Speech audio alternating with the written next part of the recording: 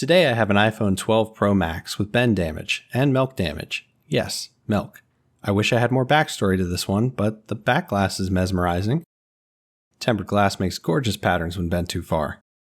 This bend in the frame is creating a gap with the screen, allowing easy access for milk to fill the phone. If dropped in your morning cereal, maybe? I really want to know. I actually looked it up here on the Journal of Dairy Science website, and some pretty big words seem to suggest that milk isn't really conductive. That lack of conductivity may have saved this one. In contrast, salt water is really conductive and can catastrophically damage your phone. 2 pentallobes at the bottom, the usual stuff. Gotta get those out of here. Suction cup. Metal pry tool. This thing is super fragile, and that bent frame is really squeezing the screen in. I do not want to break it.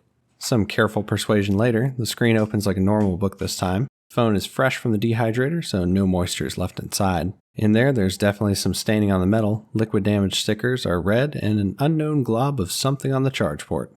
Neato. Battery always comes first, and 4 tri-wing screws stand in my way. Apple seems to have kept the screw length pretty standard across these, but I'm keeping a screw map anyway. Under that shield, we've got 5 Lego connector ribbons. The small one on the right is the first target. Disconnecting the battery is pretty important after all. I unlatch most of the other connectors to check for corrosion as well, before popping off the super short display connector. Up top, we have a big hook-shaped shield, which is ironically also hooked into the very bottom right of this view. You'll have to lift it up to unhook it and remove it. Flex City under here. This time the proximity flex is the target. That out of the way, the display is free to pull off and set aside. This is my area of concern. Unsure if it's corrosion or dried milk. In testing, the phone did power on, but the display was completely white. After good inspection and cleaning of the board, it turned out to be just dried milk. Everything was intact. I'll connect a known good display to see if this one fares any better than the original. Got to reconnect that battery.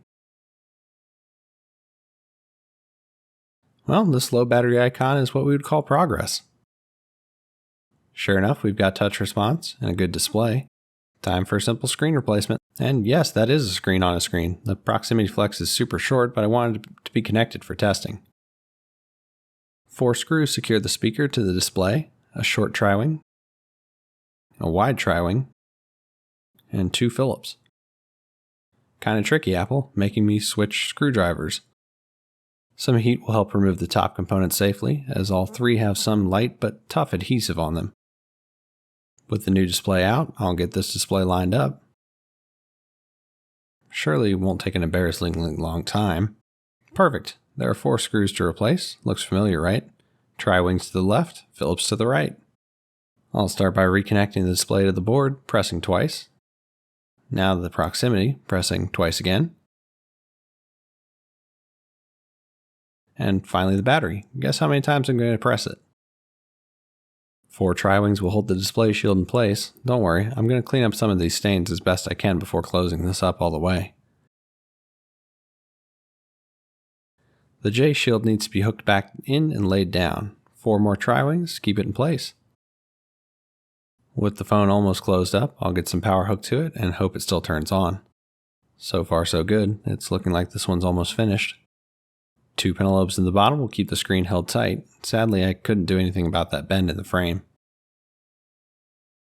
The phone is functional once again. It isn't perfect, but it's better than milk. Thanks for joining me. See you next time.